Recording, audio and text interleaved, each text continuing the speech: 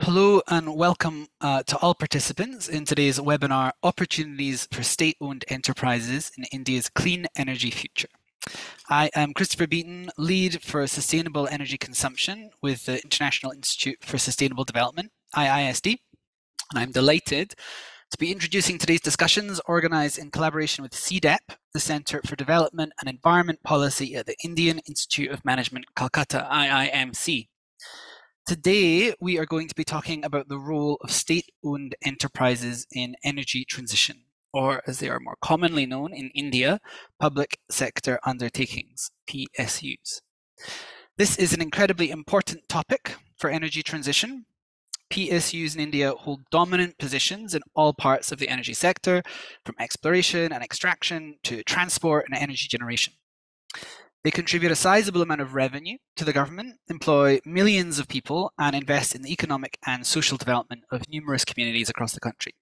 But with the growing competitiveness of clean energy and big targets to deploy large volumes of clean energy, as well as the ultimate goal of net zero by 2070, a lot of change is on the way.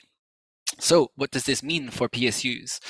And are there options for them to diversify their business models, which today remain very focused on conventional energy, so that they can contribute a share of India's clean energy ambitions? So that's our topic. As for our agenda, we will begin with a presentation by Balasubramanian Vishwanathan, IISD Policy Advisor and lead author of a new IISD study that we are launching today. This research examines how PSUs can take an evidence-based approach to identifying business risks and mitigating those risks through clean energy opportunities. We will then turn to Runa Sarkar, Professor of Economics at IIM Calcutta, who will moderate a panel of experts to explore their thoughts on risks, opportunities, and strategies for PSUs in energy transition. We are delighted to welcome on that panel Vivek Sen, Associate Director with the Climate Policy Initiative, Valerie Kwan, Director of the Asian Investor Group on Climate Change, and Aditya Ragwa, Councillor with the Confederation of Indian Industry CII-ITC Centre of Excellence on Sustainable Development. And we'll have some closing words from Mrityunjoy Mahanti, Professor of Economics at IIM Calcutta.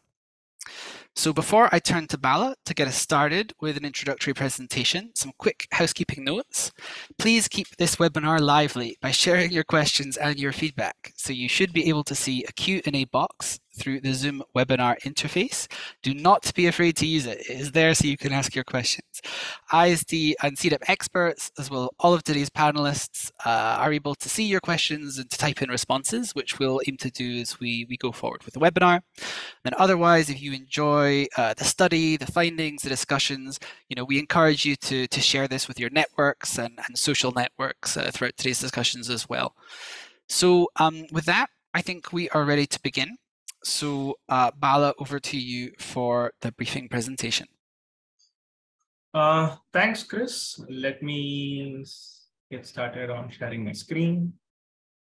There you go. Can someone just give me a thumbs up? It's all visible? Looks good. Okay. Thanks, everyone. Thanks for joining us today. And it's quite nice to see the turn up also relatively early in the day. My name is Bala. I'm a policy advisor with IISD. And I wanted today I'll be sharing some of our findings from the report that's launching today, which is India State-Owned Energy Enterprises 2020 to 2050, Identifying Evidence-Based Diversification Strategies.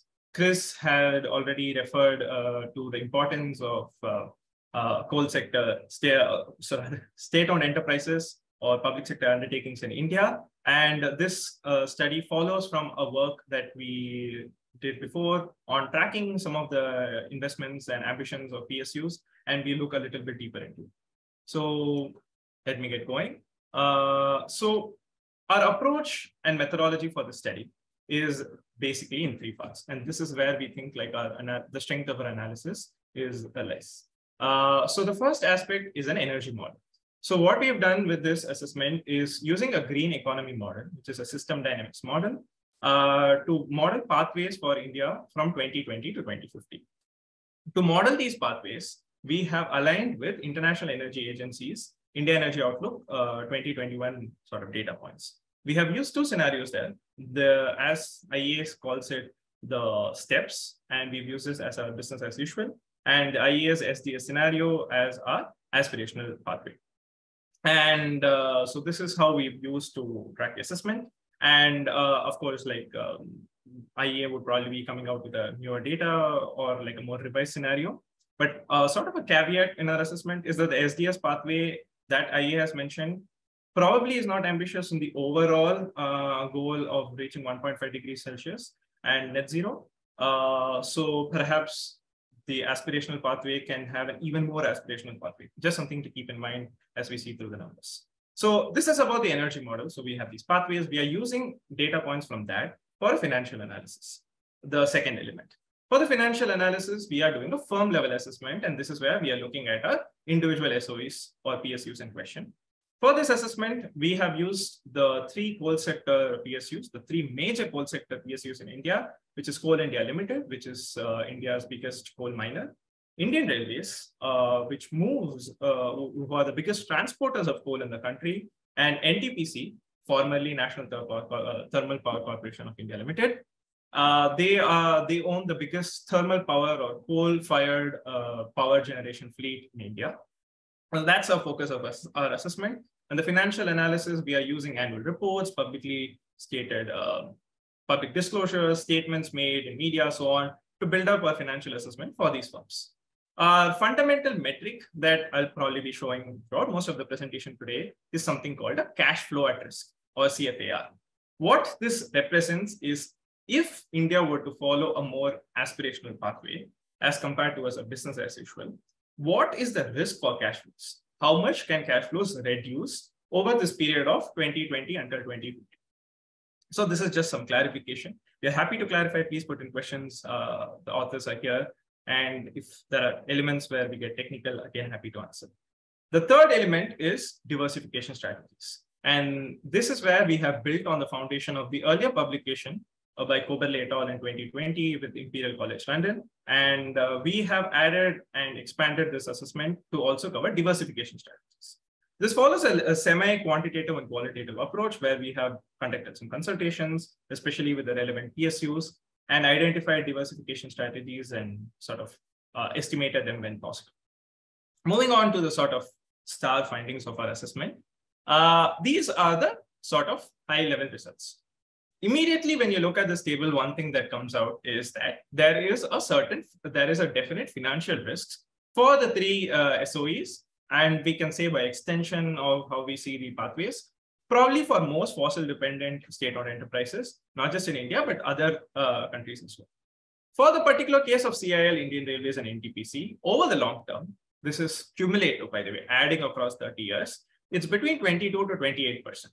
In the shorter term, it actually fluctuates a lot. So NTPC is quite low, and then it goes up. Indian Railways sort of stays high, and Coal India Limited also sees a big increment. This assessment, we'll sort of get more into this later when we look at the individual PSUs. But there are also diversification strategies which are tied to this overarching estimate.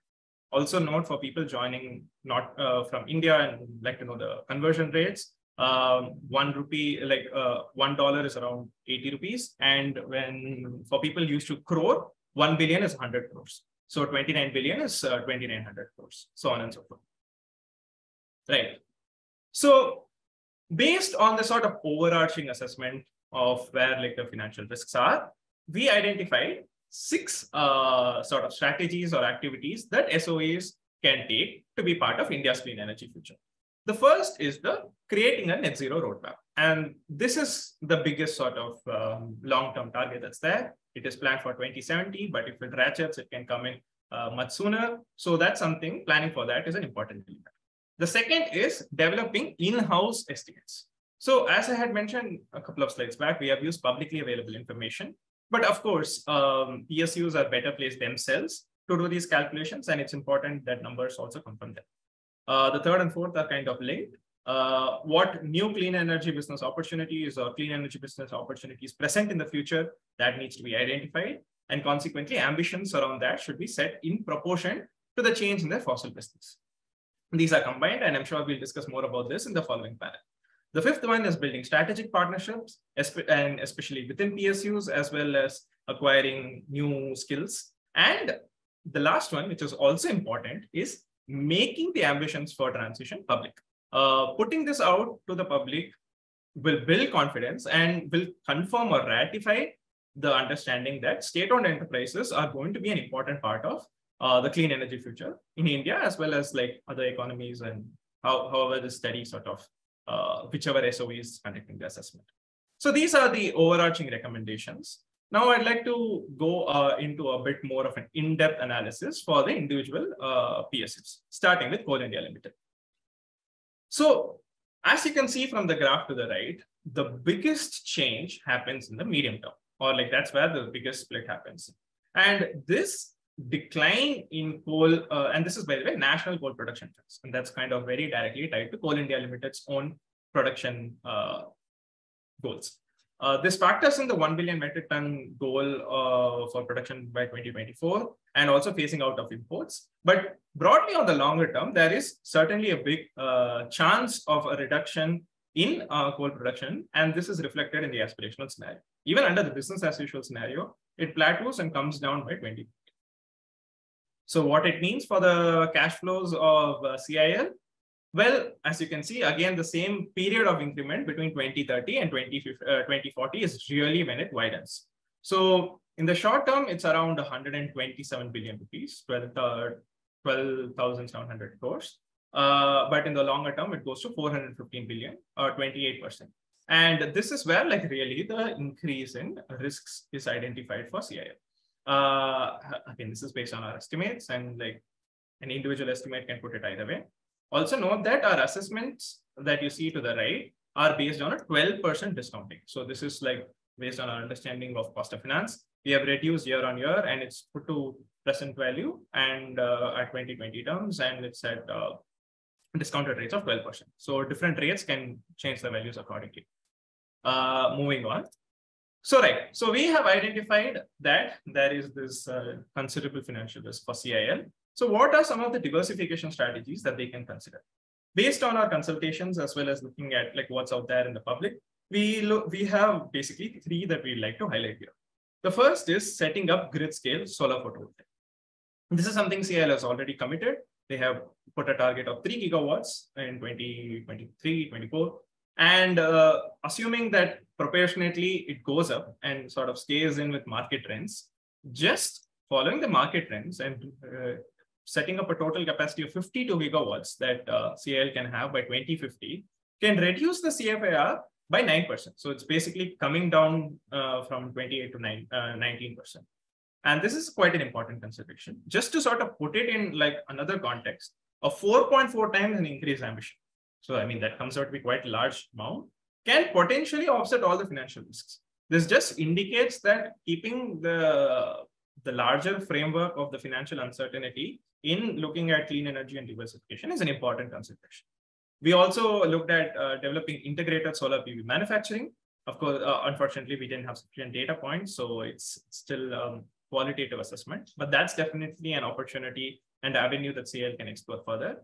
And the last one is planned reduction of inefficient coal assets, assets which are likely to be closed or inefficient and so on. And there is plenty of discussion around that. And this especially is important to be done within the principles of just transition, because there are a lot of coal mining communities, workers, people whose lives can be affected if the businesses go to shut dramatically. So moving on to my key takeaways. So for Ministry of Coal, we have something very straightforward: commissioning phase down and planning strategy. This is something that's applicable for all the relevant nodal ministries, and set a mission for CIL to be to deliver clean energy targets, basically be a part of the huge clean energy goals that we have for our country. As far as CIL is concerned, the ones that stand out are assessing their own sort of risks and plan diversification strategies and clean energy ambition accordingly. And the third one, which is also important, is to act immediately when revenues are strong, because as we saw, the cash flow can drop quite significantly in the next decade. So acting early will prevent future, like a bigger challenge for the future. Moving on to Indian Railways, and this is quite a different organization. Indian Railways is 100% state-owned, they are not publicly traded, and consequently, the assessment is slightly different. However, again, the big driver here is falling coal coal consumption for power generation, which in turn means coal transport reduces. The coal is an important commodity for overall Indian Railways revenue, accounting for 34% of gross revenue and 41% of freight. And so this means there's actually a big risk to the business model. Due to the reporting followed by Indian Railways being slightly different, we haven't done a free cash flow assessment or looked at like year-on-year cash flow, but rather use the present value to arrive at the estimate. And as we can see to the graph that the gross revenues actually drop considerably, but the risk reduces between medium and long term because revenue from other sources come in. But a big sort of caution to this is that this is based on pretty simple estimates. And if the revenues or like if the expenditures goes up or revenues are not on par with what's expected, then really the situation can go a lot more risky financially.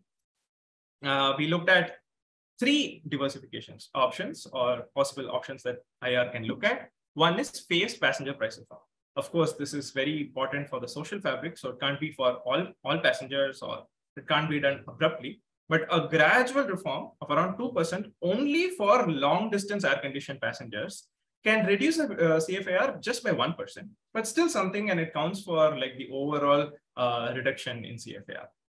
The other one is increasing or enhancing freight train speed using estimates as made by NRP, National Railway Plan. It brings about an additional 12% gross revenue by 2050 if the speeds go from 25 to 50 kilometers per hour. Of course, all assumptions and calculations will be there in the report, and I'd encourage readers who are curious to look at. The last one is they have announced an interest in leasing land for setting up solar PV, and the 20 gigawatts have been planned, but this is in early stages and requires further exploration. The recommendations, point 1, you know the drill. It's basically plan and think about what coal's future in the longer term means for the individual business, and something Ministry of Railways can sort of drive. And also sustain efforts for passenger price reform, because that is where like the biggest dent in the overall profitability of Indian Railways. For Indian Railways standpoint, first and foremost is to look at the roadmap for using the unused land for SPV, how the business models can work, and see what opportunities are there from the clean energy future and increase freight operations from non-coal commodities. This is also useful because it moves goods from road to rail, which in itself has a strong decarbonization effect. Moving on to my final sort of PSU for consideration, which is NTPC. The story is the same, but in this case, NTPC has also committed to 60 gigawatts of renewable energy by 2030. And the competition between the prices for renewables and coal is going to drive the trends. What this means for NTPC's own financial risk assessment. So the graph is a little up and down because it's a transition between revenues falling from the coal business and capital expenditure needed for increasing renewable energy capacity, which takes a while for the revenues to kick in. What we can see here is that under the aspirational scenario, if NTPC sort of maintains its increased ambitions for renewables, actually, over the longer period, the risk starts reducing, but there is a bigger dip in the medium term. The other sort of positive story here is that the cash flows are actually going up over the period of time, all the way to 2050, indicating that there is like this a sound investment model already with their current renewable energy targets. You can look at the numbers, it's 22% over the long term, which is the identified risk. So what are the diversification strategies? We looked at 3. And I'm sure there are plenty more because from our understanding, NTPC is also an agile company who can move into things like green hydrogen and more. One of the things is investing in battery storage. We have set a fairly conservative estimate based on what CA has said about 18 gigawatts by 2050. And just sort of building that and the financial assessment around that will reduce the longer term CFAR by 3%, which is considerable and can be scaled up. And other forms of repurposing can also be built in, which can further bolster the finances. The second one is strategic decommissioning and repurposing of thermal power plants. This is not, especially the strategic decommissioning part, is not necessarily tied to increasing their financial cash flows or reducing their risks. but it mitigates other risks. One of the concerns of the aspirational one of the issues that come up in the aspirational pathway is a lot of the coal fleet actually runs at very low plant load factors. So an accelerated decommissioning of around 14 gigawatts by 2035, or 1/3 of their coal assets, can ensure maintaining a higher overall plant load factor for their fleet. And of course, piloting emerging technologies like offshore wind and also green hydrogen and more can also factor in, but as and when data is available, that can be built into the financial assessment.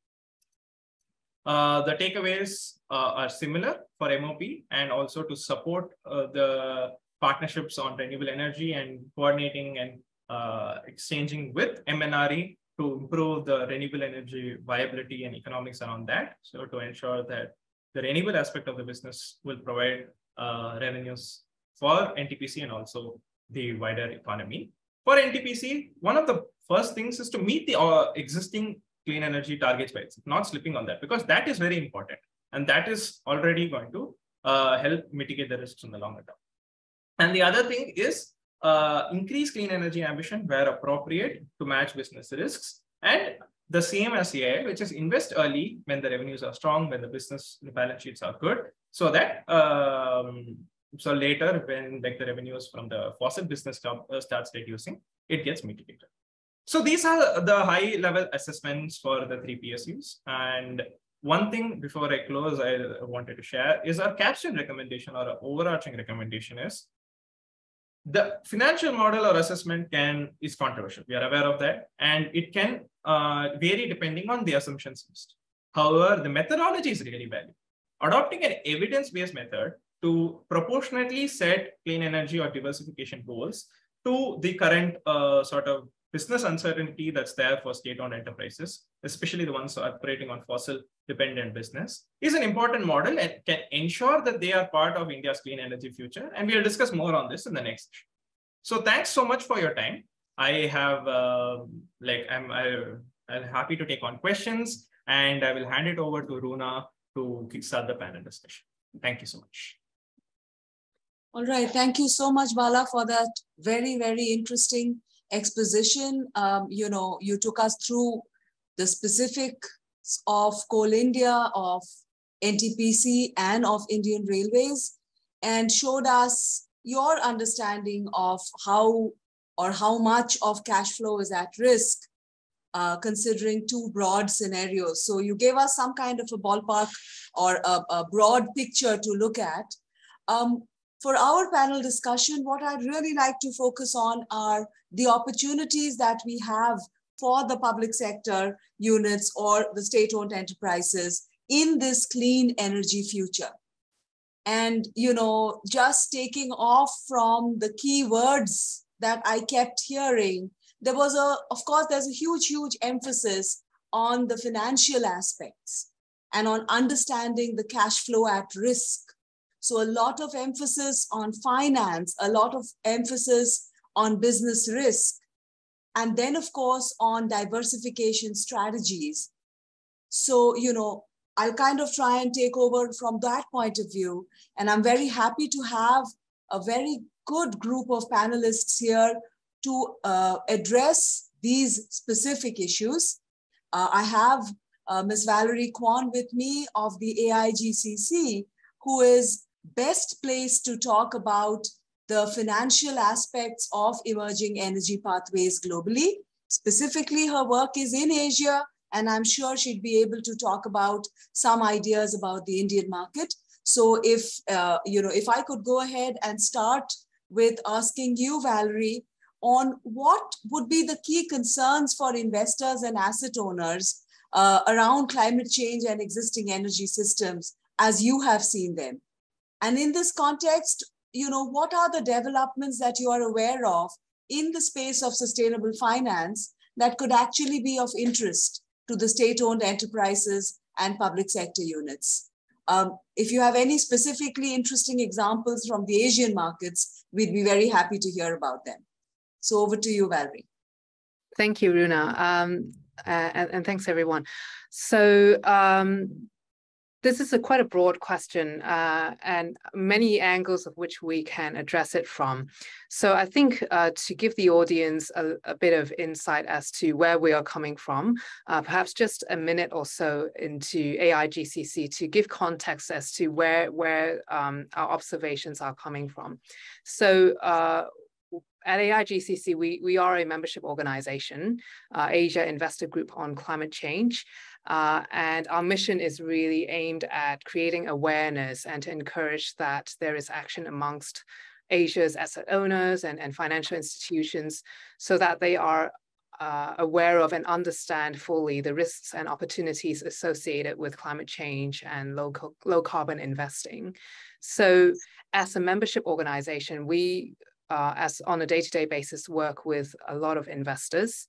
And over time, as we've started to grow in the region, more investors in Asia as well. As of now, we have over 65 asset owners and managers across 11 markets. And the total assets under management would accumulate to around $36 trillion US dollars. So that's sort of AIGCC in a very, very brief overview. And hence, in our sort of interactions with investors, we understand that without needing to be an energy expert, I think there is a clear understanding that there needs to be a shift away in terms of reliance, sort of shifting away from fossil fuels. And what we try to do that is through capacity building with our members to have these discussions with them. So this report that we are launching in this webinar, it's very timely. It's one of the many tools that we can use to speak to our investors with. And also we also through our work at international collaborative initiatives, we work with investors who sign up to those initiatives. I'll sort of bring in some acronyms in a few moments, but essentially that's the work that we do to continually build up capacity from within investors, but also more importantly, to get investors to leverage on their voice when they engage with companies in the transition into low carbon and to shift reliance away from fossil fuels. So I think when we look at the key concerns, coming back to your first question there, key concerns from investors around climate change, certainly we've been engaging through investors with companies directly on climate change issues. That's sort of the core remit of what we do. Given a lot of our work are sort of, we start them off in multiple levels. Some of our work are global sort of projects, which we then undertake at a regional level and have investors both from locally and from internationally to engage together with the companies. There is this global element that we sort of start off these conversations from. But we certainly understand that there is this regional nuancing that is very much necessary when we convene a conversation with the companies that we've talked to in the report there, the likes of Coal India, Indian Railway, NTPC. We don't engage with every single company there, but then we do have an understanding of how or what it entails for us to be able to convene conversations with PSUs in India, for example. And so that regional nuancing element is critically important. We have an understanding that some regions will have to move first, and then also the regionally specific element that needs to happen in India, in China, in other markets in Asia. We also understand that we need to take into consideration the practicalities in the said markets. The concept is similar to how we understand that for some sectors, for example, in utility sectors, there is a very clear decarbonization pathway for some sectors, and those have the ability to move first. And so taking the similar concept, we engage with companies as such. And perhaps just to continue on the utility example there a little bit more, where we also have an additional sort of, as part of AIGCC, we have a utility program focused on getting our members to engage with the utility sector, there are very clear guidelines as to when we anchor our engagements against the IEA net zero by 2050 scenarios. It does specify between advanced economies and other regions where the timeline for example, unabated coal power phase out, that's different and nuanced. For advanced economies, it's 2030. For other regions, it's 2040. So along the same vein, we sort of engage with companies as such as well when we talk to companies in emerging markets in Asia. And I guess for investors, especially asset owners that you've also brought up in your question there, the concept of cross-generational investments is integral to asset owners because they are not just investing for themselves, they are sort of pension funds. They need to be accountable for paying off the investments in the future. And so they have a lot of interest in ensuring and investing into an orderly transition to net zero. So I guess leaning on, in particular, some of the more specific examples of engagements, one of the acronym that I will drop now is CA100+, which is Climate Action 100+. It's an international collaborative initiative that I've been spending most of my time on within AIGCC's work as one of the key convening partners to the initiative. And essentially through CA100+, we have a global framework where we have a list of expectations or a benchmark of indicators rather, where we look at different metrics and indicators of our assessments to make sense of whether the company is sort of the transition that they are planning for, what the level of credibility there is from within. And that is a global framework that I'm mentioning there. And for that reason, you might be able to imagine with a global framework, if we were to use it directly in an engagement with a PSU, then certainly it needs a fair bit of nuancing as we convene these conversations. So that local context, we have to take into consideration and to understand that state-owned enterprises, in order for them to move at the pace of the market that we want them sort of to ramp up the speed of which they move, which is a lot of times what we're trying to do. There are some circumstantial contexts that we need to take into consideration and understand that for some of the issues that we engage on, it's a bit more challenging. For example, executive remuneration. We probably won't sort of go into a conversation with the PSU and start off with that conversation, but rather we might want to be a bit more selective, look at where the low-hanging fruits are and start from there. What the targets are they currently aligned with the nationally determined contributions of the country? If it is, what's your next step? Because we do understand that NDCs, they are expected to ratchet up over time. And to have these conversations in a very practical manner so that the investors' expectations are more aligned with, or at least we're sort of starting off from where the companies are able to start having conversations on, and then to tackle some of the more complicated or difficult questions over time. So I think that would be my input there. I'm happy to come in again later on with more specific examples, but I think I'll pause here and I'm keen to hear what others have to say about this as well. Thank you. Thank you so much, Valerie. I have so many more questions for you, but I'll come back to that eventually.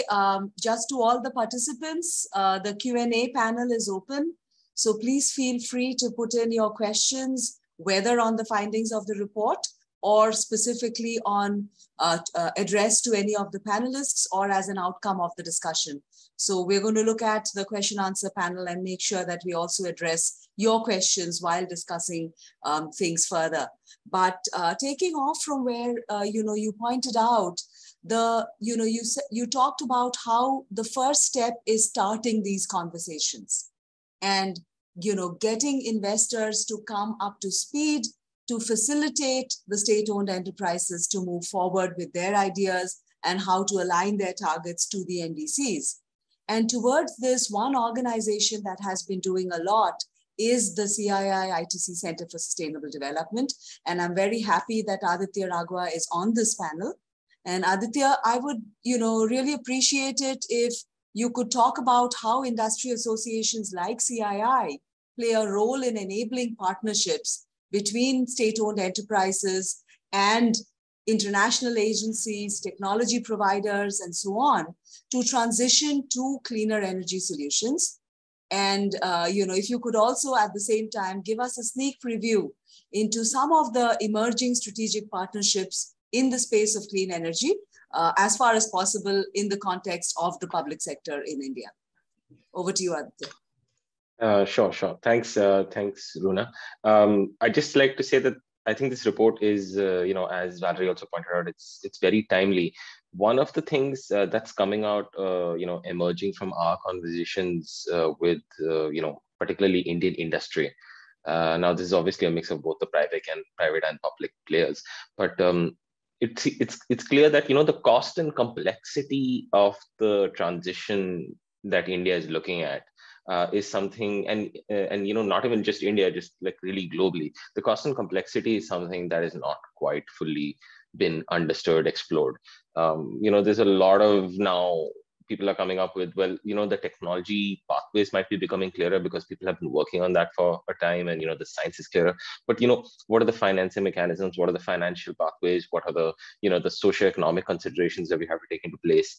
And with the public sector, the PSUs in India, they employ so many people. So any talk of a transition for these companies, would necessitate good financial, economic considerations, pathways, along with this is a technological thing that you can implement. So right off the bat, there is a lot I think that the PSUs are beginning to do already. I'm sure most of us would know that Indian Railways has set itself a target of going net zero by 2030, and it's aiming to electrify all its broad gauge tracks, I think within the next couple of years. So, meeting these, this is obviously a very, tough challenge to do, but, it would be good to see that, if Indian Railways can do it, it would go a really long way to helping. Now, on some strategic things that, companies are already doing, NTPC, which was also highlighted in the report, is actually working with the International Solar Alliance. It's got a mandate to implement solar parks projects in various countries, and if I'm not mistaken, this is somewhere around the neighborhood of 12 to 15,000 megawatts of projects. So NTPC is, they're also providing project detail, project reports, project consultation on a lot of the ISA activities that's going on. Coal India itself, in the last couple of years, it's diversifying into solar PV. It's got a solar PV limited spin-off. It's got a couple of other spin-offs that they're looking at that will be more investing into the greener areas. Coal India is also looking, I think, fairly seriously at rehabilitation of its mines area, and trying to reclaim some of them, repurpose some of the mine area with the idea that they would use it for developing green or renewable infrastructure instead. So in addition to that, companies, the PSUs in the oil and gas sector, which is companies like ONGC or IOCL, they're very seriously looking at both hydrogen and carbon capture utilization technologies. So ONGC IOCL has a ongoing project. I believe it's passed an environment impact assessment or a techno-economic assessment. So they are looking to set up a carbon capture utilization and storage facility at the Koyali refinery in Gujarat. So I think the goal would be to capture the carbon at the IOCL facility and then use that capture carbon at ONGC oil fields to enhance oil recovery. At the same time, companies like, IOCL is also looking at hydrogen very seriously. They are looking at, building the first green hydrogen plant in Uttar Pradesh in India. They partnered up with various other private players. They partnered up with, I think, Larsen & Toubro and Renew Power on this. They are also looking at, having a hydrogen fuel cell bus project. So similarly, I think NTPC as well is looking at a hydrogen fuel bus and car project, particularly between Leh and Delhi. So a lot of the companies, these companies, PSUs, are beginning to move into new technologies and new energy sources, particularly, hydrogen. And as highlighted in, Bala's presentation as well, a lot of them have set themselves targets to, take up more solar, install more capacity, things like that. But it remains to be seen, how far do some of these projects go? What's the success rate like? Again, is that in line with the NDCs? And will it help? Does it go as far as it needs to? I think. From CII or CISD side, what we do is, we work with a wide variety of stakeholders, including the PSUs, to really drive, corporate climate action forward. The government of India has set, very ambitious targets, and the updated NDCs are a sign of that as well. So what we do is, we engage with businesses as well as the government and other stakeholders, so civil society, academia, to, really come together and create plans or, drive dialogues on specific issues. Now, given the large nature of CII, we engage with them on practically everything from, what should be the technical specifications of green hydrogen, what are the technical definitions of green steel, and as a lot of the companies, private players, look to move out of, transition from using coal at their operations and start using, renewable power to facilitate their goods and services. That obviously has an impact on companies like Coal India. So what we try to do is, have everyone, take in everyone's inputs and develop pathways, roadmaps, drive policy discussions with the government of India on, various aspects. And again, I'm coming back to the point that what we are finding out is that, it's easy to say that, some sectors, yes, the pathway technologically is very clear, that what do they need to do to get to net zero.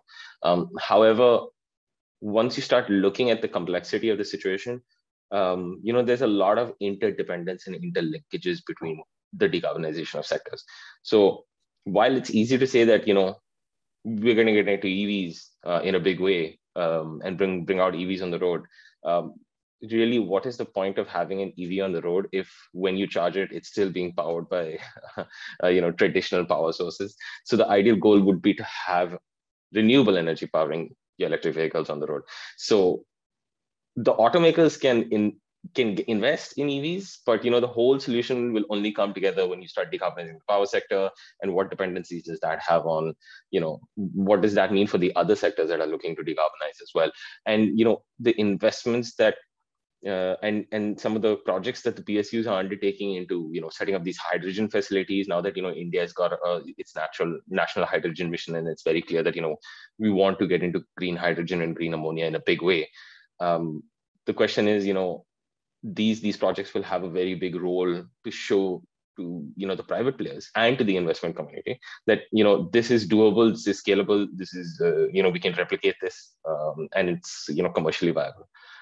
As that happens, a lot of other sectors, I think, will sort of fall in line and start taking up more ambitious projects. And we on our end, we work with various stakeholders to drive these conversations, to drive collaborations together, and to sort of help the process along. Great, thank you so much for that, Aditya. It's absolutely, you're right when you're talking about the systemic nature of this. That is not what one firm does, but what happens overall. And the complexities involved essentially, remind us that the devil lies in the detail. And, so towards this, given that we have just, submitted our revised NDCs on one hand, and therefore the public sector units have a role to play to align their strategies with the NDCs. Under these circumstances, I think it's really important to then look at what are the specific diversification strategies that each of these public sector units could take up. And the report, of course, highlights quite a few of them. It's interesting that the report, looking at the systemic nature of transition, has actually started with coal mining, moved on to use of coal for power on one end, and then moved on to the idea of Coal India being 40% of the revenues for Indian Railways through transport of coal. So it kind of captures the same systemic nature of it.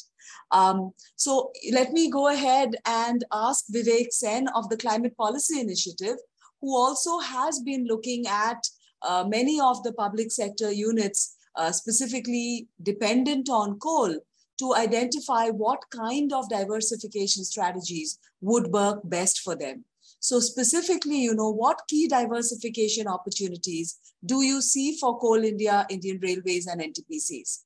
And while you address that question, could you also kind of maybe share with us what kind of measures would be needed to create new enterprise value and to ensure that the transition risk for the PSUs are minimized? There will be risk by all means, but what can we do to try and ease the transition to the best of our abilities? Over to you, Vivek. Thanks, Runa. And first of all, I echo that this is a very timely report, much needed in the context we are in.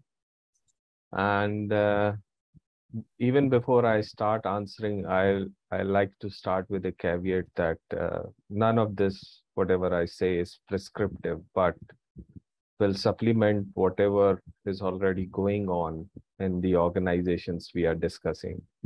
So not discounting the fact that Coal India Limited, NTPC, and Indian Railways are themselves thinking about their risk diversification opportunities.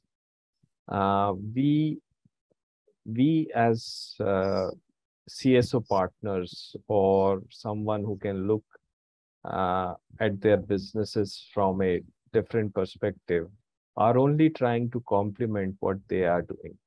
We in no way are being prescriptive or being directive in nature.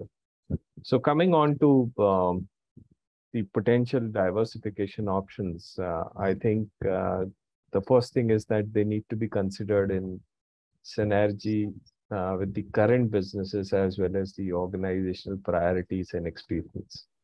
That's primary, right? And diversification can be in alternatives across the current value chain, opportunities that leverage out of current business, or in new technologies, that is in allied areas like, say, clean energy companies which are competing with them. So the risk diversification options will emerge, and many of them have been discussed up till now, what Bala brought up. And I'll try to list a few of them for each of these organizations. But the real catch is that whatever may be the diversification option, it's really identifying through a multi-criteria decision matrix which one proves to be a cash cow and which one actually will start affecting their cash flows in a positive manner in long run. So that's the real catch, and that's what CPI is working with currently as its objective.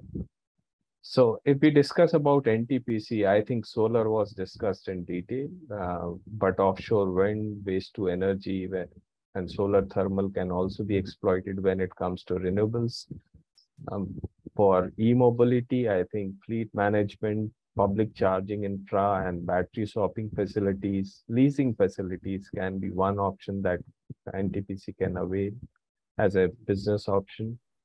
Then energy storage naturally comes to them with battery storage, green hydrogen production, hydrogen chemicals for long-run storage and mobility solutions. There are other areas as well, like power distribution, trading, ancillary service provisions, and carbon capture that will emerge when one analyzes their current business mix and their potential strategy going forward.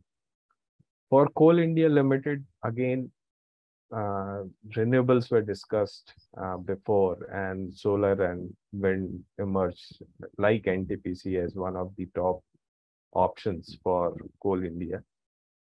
They can also foray into manufacturing. They can foray into coal to chemicals, which is mostly ammonia production, olefin productions, coal gasification, which may seem attractive, but it's still to be proven if it would be useful in long-term decarbonization, but nonetheless, that's an option. There are other areas like carbon sequestration, which can be provided as a service since they are a publicly owned enterprise, so they can opt for that as well. For Indian Railways, I think this is being a bit different organization that is there from what CIL and NTPC is. I think it's mostly into provision of public services, public goods to the society at large, right? And while their revenues mostly depend upon freight, they have to look at freight segmentation, which can be enhancement of roll-on, roll-off freight services, container terminal services, some of the options that they can look at. They can also look at passenger segment, enhancing their existing chair cars, something similar to what business class air travel is. They can offer high-speed corridors, trains, which are competing with short-range air travel. And they can probably compete with connectivity providers, organizations like leveraging the RailTel, which is their communication division. So these are some of the options that I laid. Again, this is not an exhaustive list. This is an indicative list. But the real point is to find out through a multi-criteria decision-making model, which one will ultimately prove to be the star and the cash cow for these organizations in long term. Now, I think, Runa, second part of your question referred to how creating enterprise value in the times of transition and reducing the risks for these PSUs. Now, what is enterprise value? It's nothing but market cap plus the total debt they have. You minus the cash and equivalents. That would give you a measure of the enterprise value, right? Now, PSUs or public sector undertakings are essentially, by design, have been sitting on large RNS, reserve and surplus accounts, right? These are the accounts which can be gainfully deployed to create new business areas to increase the enterprise value. The other thing is that utilization of debt with the possibility of preferential terms can also be something which can be looked as a option to enhance the enterprise value of these firms. Business diversification and reducing risk into areas that counteract the transition risk. It will actually unlock their stock value.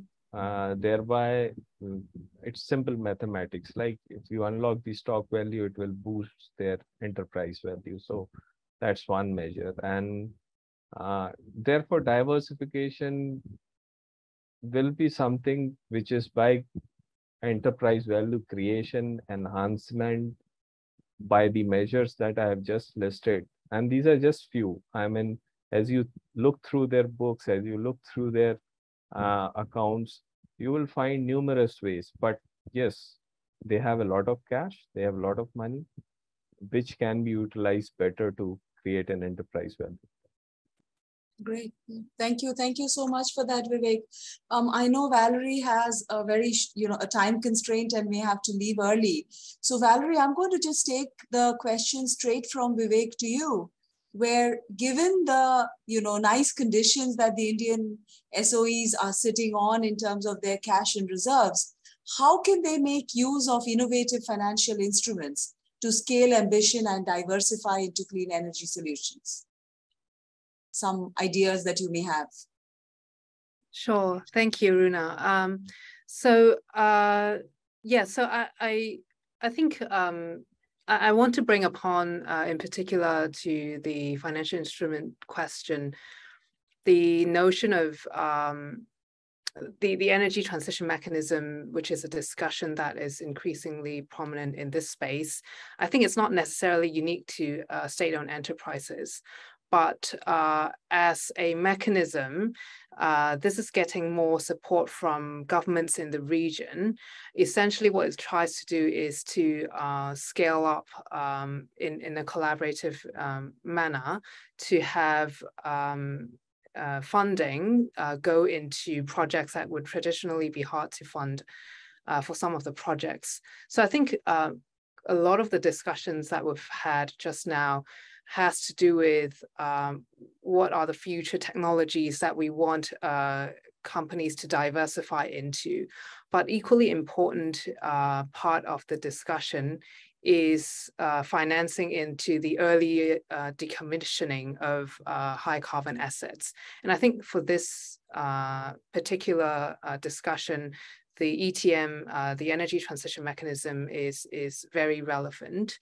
And it's a concept of blended finance whereby because the risk return profile of such kinds of investment is quite high, it's often too high for most investors to take upon on.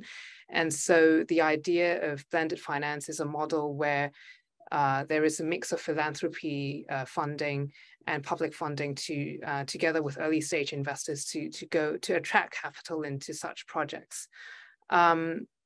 And I think this perhaps is a sort of one of the more innovative financing instruments that we can look at, because often the challenge is that we know that it will take numerous actors to make it happen, and to have these fundings of various sources come together at the same time. And at the same place to make it happen. I think that's something that's quite important for us to see happen.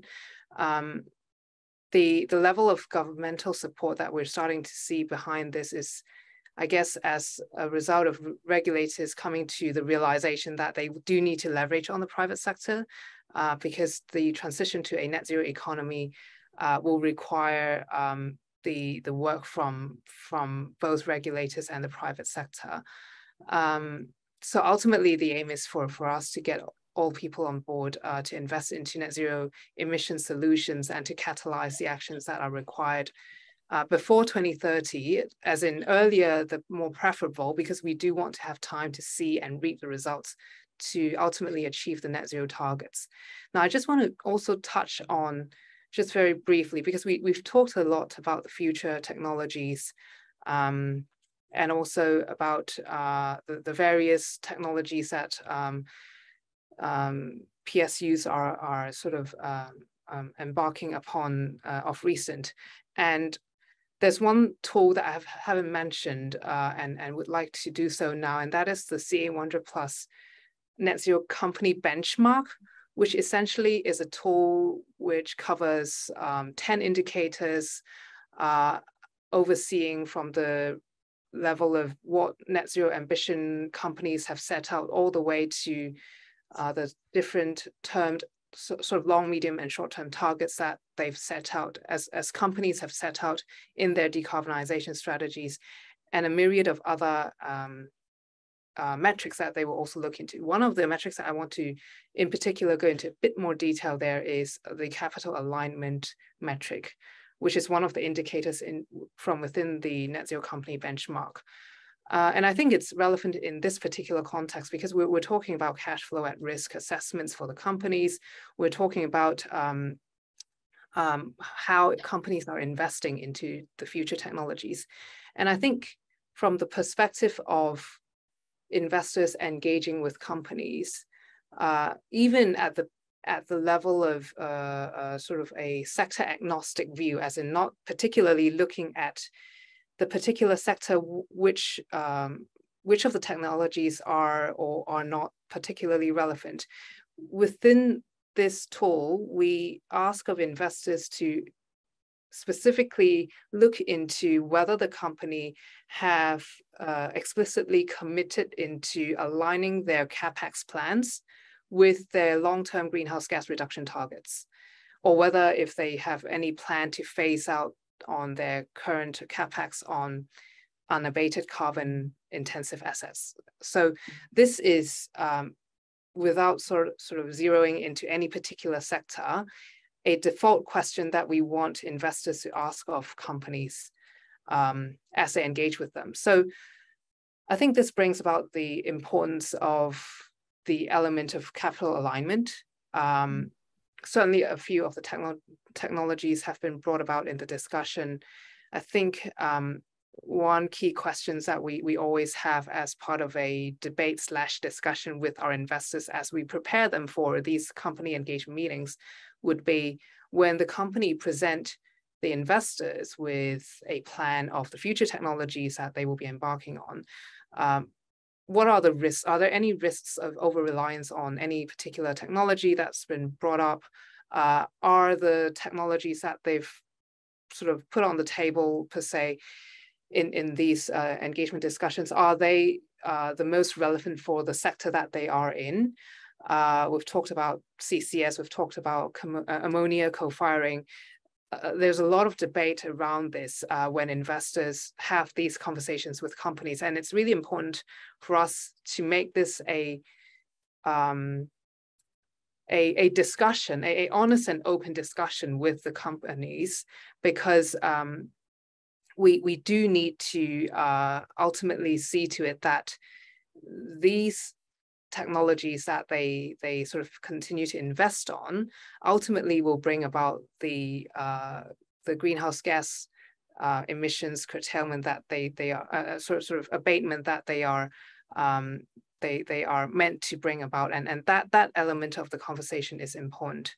So capital alignment with decarbonization goals, the extent to which they're able to give more detail on the expected outcomes of the technologies that they invest in terms of how much of the greenhouse gas emissions will it be able to sort of reduce as a result of that. These are ongoing conversations that not many of the companies are able to give very good answers to as yet, but these are the questions that we encourage investors to ask of them. So I think that's also a point that I wanted to bring about as well. Absolutely. Thank you so much for that, Valerie. There was a question among the participants about, of course, we've talked about financial and technical risks and so on, but what other obstacles could there be for firms as they move towards carbon transition? And of course, when we are talking about obstacles, perhaps the issue about technology and uncertainty and non-standard technology, etc., is also perhaps in some sense an obstacle. And that's also a question that appears to have been raised. Aditya, can I ask you to maybe take a stab at these two questions to start with, given your interaction across various industries, all trying to move forward in the path towards sustainability and decarbonization? Sure. So, when it comes to legal issues, yes, I think there will be some legal hurdles that come up in the future. One is obviously on the socio-economic effects of the transition, how it would affect particularly, some of the poorest sections of society could generate, some sort of a legal issue on that end. And this is more obviously linked with the just transitions broader issue. Another issue is every industry, regardless of whether it's in India or more particularly for India, is looking to get into renewables. Now, for renewable infrastructure, you need land. And I think at least most of the Indian participants are very well aware of the land acquisition issues that we have in this country. So, there is, industries have pointed out that, we have the funds today, or we will have the funds soon to, really massively get into putting up renewable, projects and start taking up power from there. But for that, they need a very large quantum of land as well. Now, where, the legal issues involving acquisition of land, how will those be addressed? That does need to, be taken a look. We need to take a look at that. So I think, broadly, these are a couple of the legal issues. There is something, I think Valerie had mentioned something about emissions trading schemes. So here, one of the particular things that I can talk about is with the EU Green Deal that was recently, that was done, they are now looking at doing a carbon border adjustment mechanism. So while it makes sense for EU to do that, for the EU, given its goals and its targets, the Indian government stance is not, we're not particularly happy with it, because it doesn't, it seems unilateral in a sense. There are also several other countries that are beginning to speak up about how this is a unilateral move on the EU's end to just introduce this border adjustment mechanism. And the question is, if, once other countries start exploring such things, how does that then, does it not have a conflict with existing World Trade Organization agreements that might be in place on trade? So these are all legal issues, and, that are already beginning to crop up. And yes, somebody will be addressed, or would have to be addressed to move forward in the due course. Was there another question, Runa? Because I was wondering whether you could also, tackle this whole concern about non-standardized technologies, the risks associated, and so on. How do firms react? Sure. So the question on that is, there's already, the government is planning a host of changes across on this. The non-standardization, people are aware that there's technologies are not standard, but and perhaps most strikingly recently, I think our Minister Nitin Gadkari mentioned on in the press that mandatory EV battery standards will be coming out in the next few months. So the government is cognizant, I think, of, and even industry is pushing with the government to say that we need standardized definitions of things, technologies, because without that, from a purely industry perspective, it does not make sense to start putting in our money, putting in their investments into things that they're not sure how they would, pan out. Another case of where standardization is coming in is on green hydrogen. There's, I believe, a set of technical standards that people are looking into. On carbon capture, utilization, and storage, the government is slowly beginning to ramp up, more consultations, more policy level discussions to say, what should be the policy, what are the standards, what can we look at, where does R&D need to be done. In the definition of green steel, both the industry as well as the Ministry of Steel itself is in conversations at both national and international levels to try and identify what exactly does green steel mean. What is the definition, what qualifies as green steel and what doesn't. So all of these are discussions that, due to the interconnected nature of global supply chains and everything, these things will take a little bit of time to figure out, and whether it will be most likely these things might be a sliding scale, especially for things like green steel. As the technology comes in more and more, the green definition of green steel can become more stringent. But yes, there are policies. I think there will be policies, regulations coming in. Over as the years get closer and closer to 2030. There definitely does need to be a standardization on a lot of these areas. And I think both government and the industry are cognizant of this fact.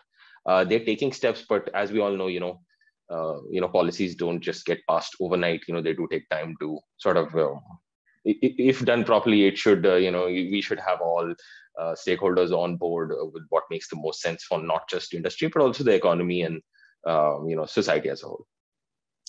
I'm acutely aware. Thank you so much. I'm acutely aware that we are running out of time, but, I can't resist but ask Vivek to actually now maybe talk about this relationship of policy with the firms. What should the government mandate for a PSU be?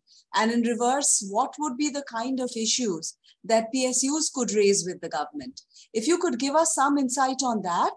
And there was also a question from the participants who wanted to know or wanted to kind of have some examples of the multi-criteria decision matrix that you had mentioned. So if you can kind of throw light on these two issues really, really quick, that would be great. Sure, thanks, Runa. So first one, very quick, 4 points I would like to mention. So CIL, these are publicly listed companies, right? CIL and NTPCs, right? And whatever they do, they have to maintain a shareholder value in long term, right? So that should be the mandate from the government to these organizations, that you should be able to withhold or hold up the shareholder value for these organizations, because you should not be eroding public's wealth. As far as electricity generation is concerned, which is the biggest source of carbon emissions in India, Government of India can mandate that the public sector undertaking should take decarbonization targets in line with the national commitments, which is the NDCs. The third point is that a lot of diversification areas pertaining to new technologies, the public sector undertakings may request government for incentives, like preferential lending, credit guarantee schemes, and supporting regulatory and policy regimes, right? So I think that can be provided by government in long run to these companies.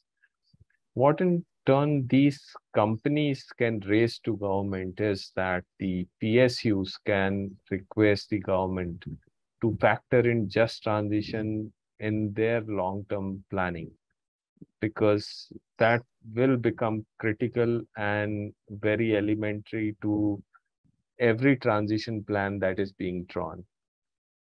So I'll stop there on the first question. And secondly, coming on to the multi-criteria decision matrix, I think some of the things that need to be taken into consideration are the size of the market, the maturity of technology, the relevance and the availability of policies, the availability of finance and which type of finance, low cost, concessional, zero cost, or commercial. I think these are some of the criteria that have to be considered when you draw a MCDM for any business option. And want to explore it from the perspective of whether it will prove to be a cash cow or will it fail to start off a business. So yeah, these are few, and over to you, Runa. Thank you so much. I think that was really, really useful. So I must say that, IIM Calcutta, the Center for Development of Environment and Policy, through its Bridge initiative, has launched a program on pathways towards carbon transition, and has trained various executives from Coal India, ONGC, and NTPC. And what we've seen is the very, very positive approach that each of the participants have had towards looking at the future of their organizations in a world that is low carbon. So we've had very, very exciting experiences there.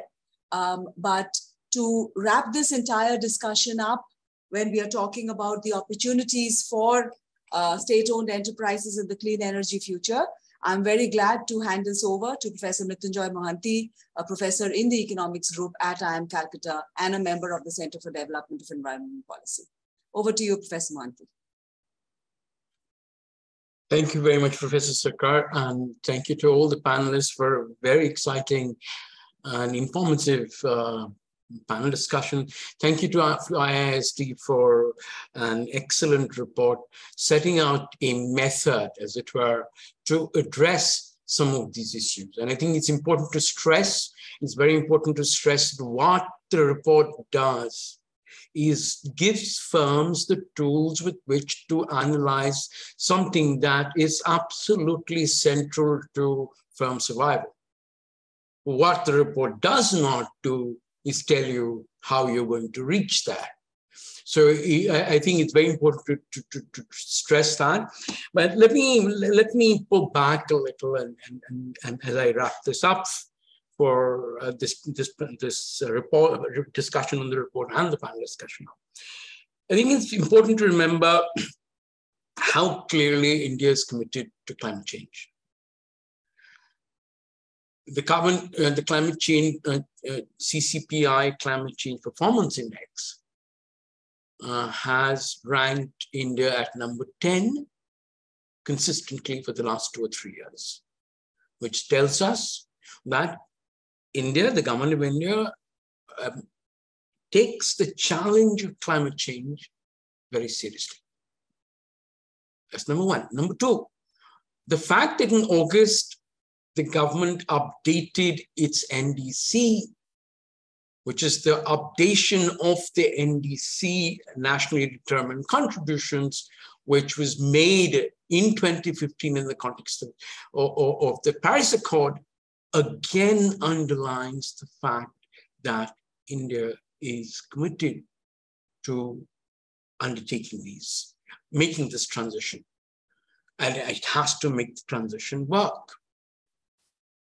Now, even the number 3 is that what CII would tell us, that large firms have already put in place plans towards that transition.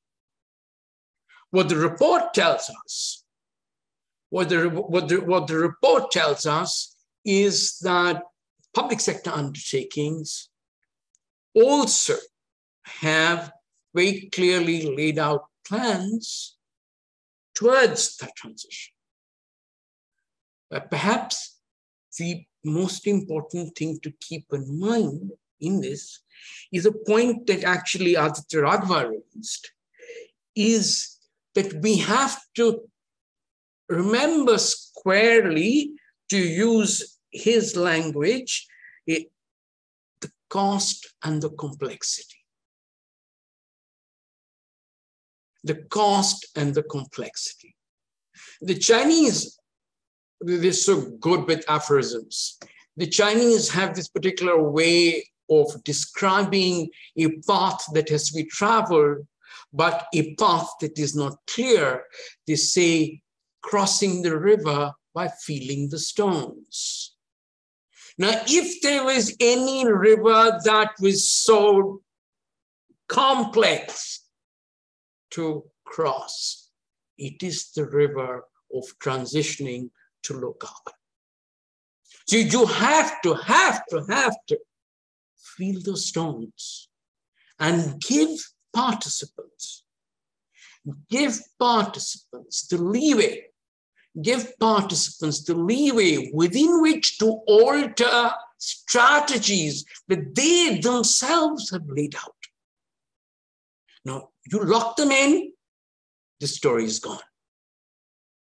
You don't have a strategy, the story is gone. So this is the tension. This is the tension. We must have a strategy at the level of the nation, at the level of the economy, at the level of firms. But don't, for heaven's sake, tie them into those strategies, then hold them up and say, hey, you didn't fulfill this mandate. Nobody understands these risks sufficiently to hold anybody to account for the future. But not undertaking a strategy is giving it up.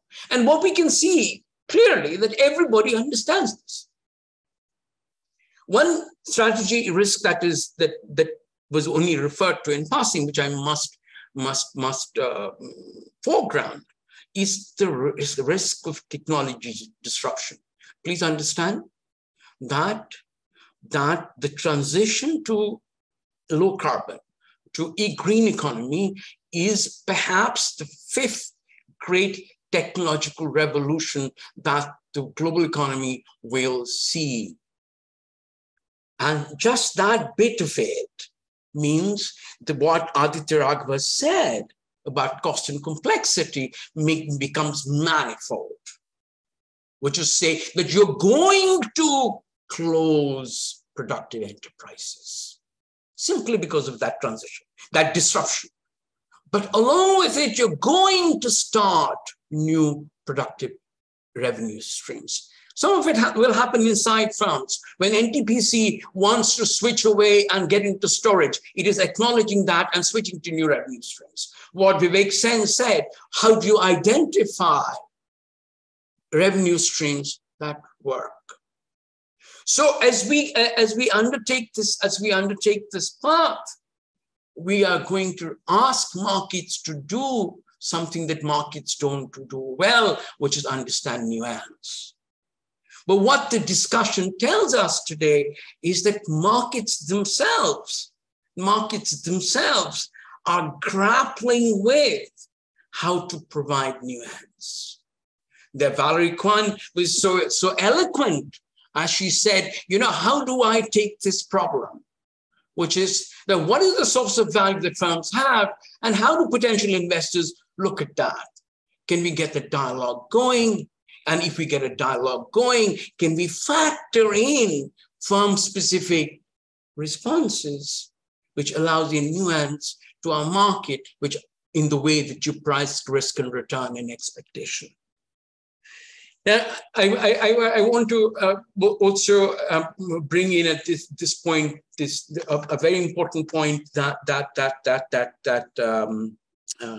Vivek Sen brought to the table in the way that we understand things. So when we looked at the way of opportunities and challenges, particularly for public sector undertakings, that public sector undertakings are undertakings with huge piles of cash, are a very important opportunity. Now, they're a very important opportunity because what it says is that if I am reasonably sure of a strategy, a path that will work for a firm which is being undervalued by the market, which is to say that there's no investor willing to come and finance it, we have the money with which to make that financing. Now, if you have that money with which to make the financing, it's possible to take it to the government of India to say that, can you support us in that in some way? If it's possible to take it to the government of India and ask for the support, it's possible to get from the markets a long-term international investor. All of which say that if today markets are not willing to finance a particular path that's viable and feasible, we have the money with which to make it happen, such that 5-10 years down the road, the same market will come and finance that same business strategy. So I think one of the biggest issues, one of the biggest strengths for public sector undertakings are these reserves, which brings me back. I'll make 2 more points and I'll close, which brings me back to the entire framework which IISD has put forward in terms of the CFR. Now remember, please, that the CFR hinges on that discount rate. But what IISD is not telling you, is that you use the 12%. No. What this entire discussion is telling you, there has to be some discount rate. Now, what that discount rate will be,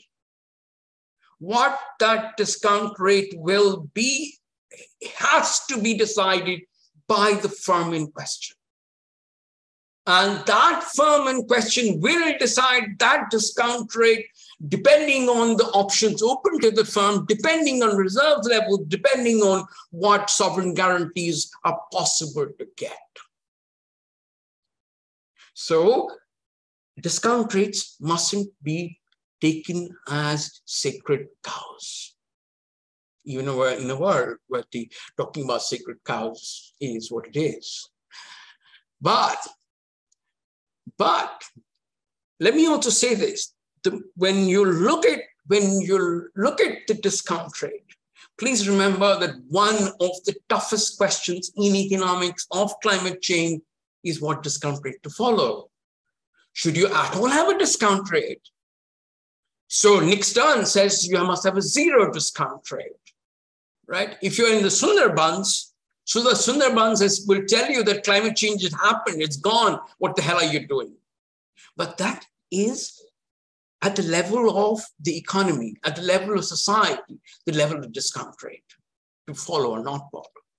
At the level of the firm, however, the firm does not have the luxury of saying that I am going to have a zero discount rate.